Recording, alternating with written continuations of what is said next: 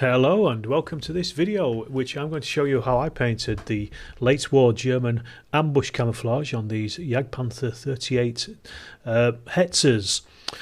These are nice little models from Forged in Battle, 15mm scale, and it was a really nice easy process.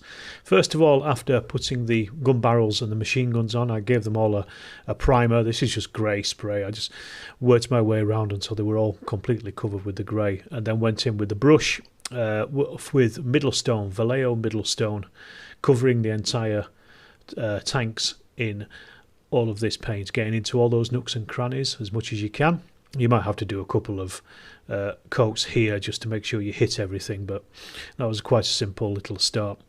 And then next I started to work on the actual ambush scheme itself, starting with chocolate brown.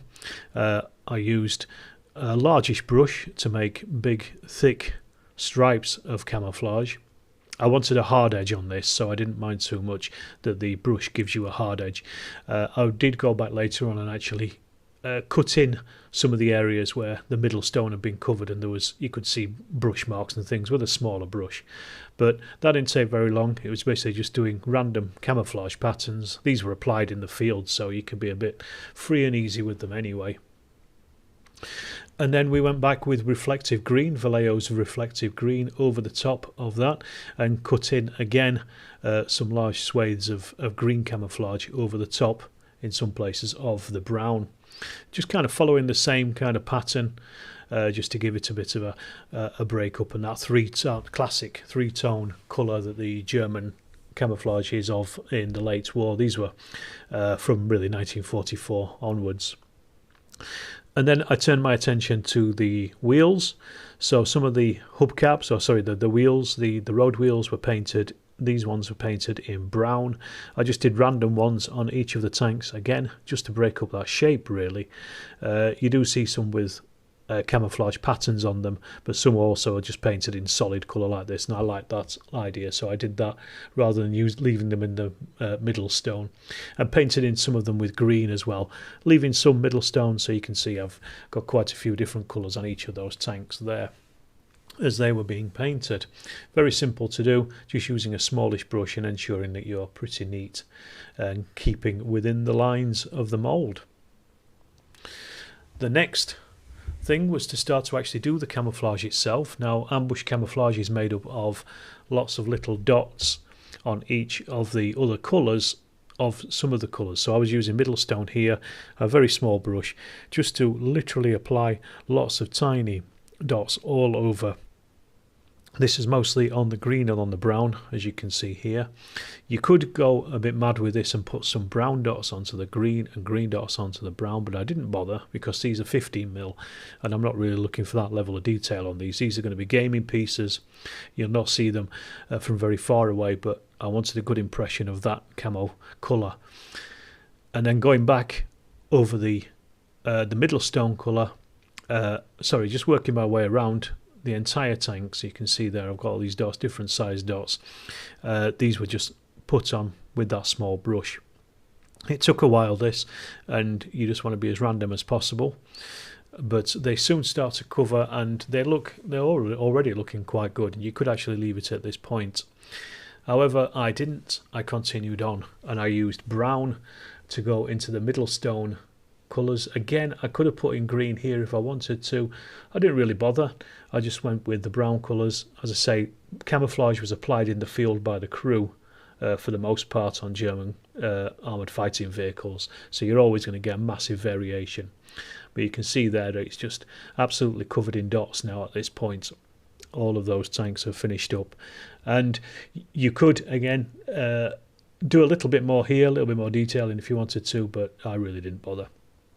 My next stage was then to apply the Agrix earth shade, because it's a nice brown and it fits with the yellow and the brown and the green already. It's not black is a little bit too stark for German camouflage, so I used Agrix earth shade straight out of the bottle with a big brush, and ensured that I got it all into all the nooks and crannies of the detail of each of these models.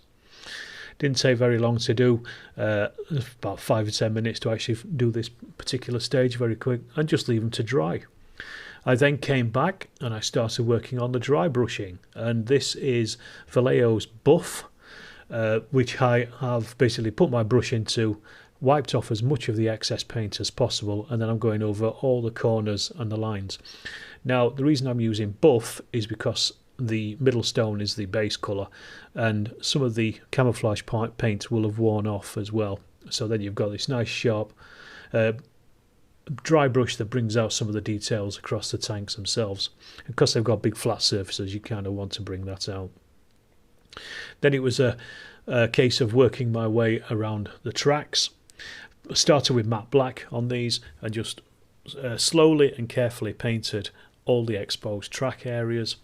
These are quite nice because they've got a built-in base, so you only have to paint a small amount of the track as it happens. There's not a great deal of it showing, so it didn't take very long. I don't really like painting tracks on tanks. It takes a long time, and you have to be quite careful. But these ones were quite good because most of the track is covered by the base anyway that's already built in. So just working your way around and ensuring that you get to all those inside areas as well that you can see underneath the tank. You could use the black here as well, just to block off some of the colours under the tank as well, just to give it a bit of shade.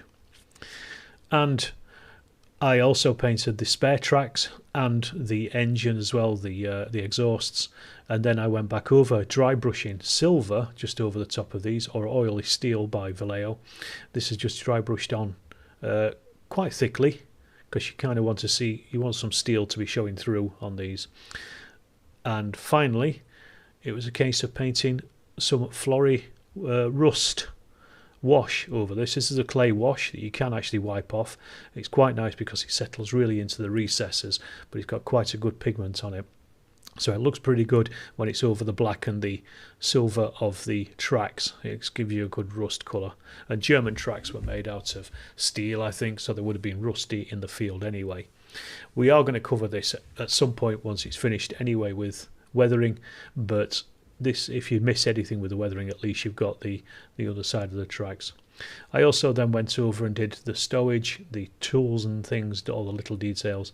I just gave those a wash with Null Oil, because that is a bit of a sharper colour than the Agrix, just to give them an extra sharpness to them.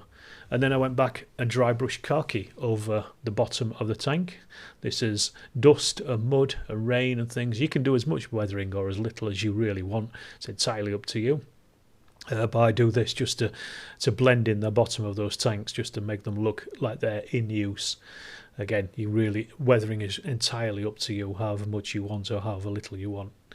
And then, of course, finally, it was just a case of painting those bases. This is Vallejo's Flat Earth. Just painted this on in a simple single stroke. It was nice and easy, nice thick paint to go on there. And then I didn't film it, unfortunately, but I put static grass on the bases as well, just using PVA and static grass. But it's just, you can finish off bases however you want. This is just to give them a nice stand. And that's it. That's them completed. Very nice little models. It only took a few hours really to get these painted up, and I think they look quite good. I'm quite happy with them. The camouflage, you can see it is different, and I hope you've enjoyed watching this, and I hopefully it's maybe giving you a couple of tips and ideas on painting your own Hetzers.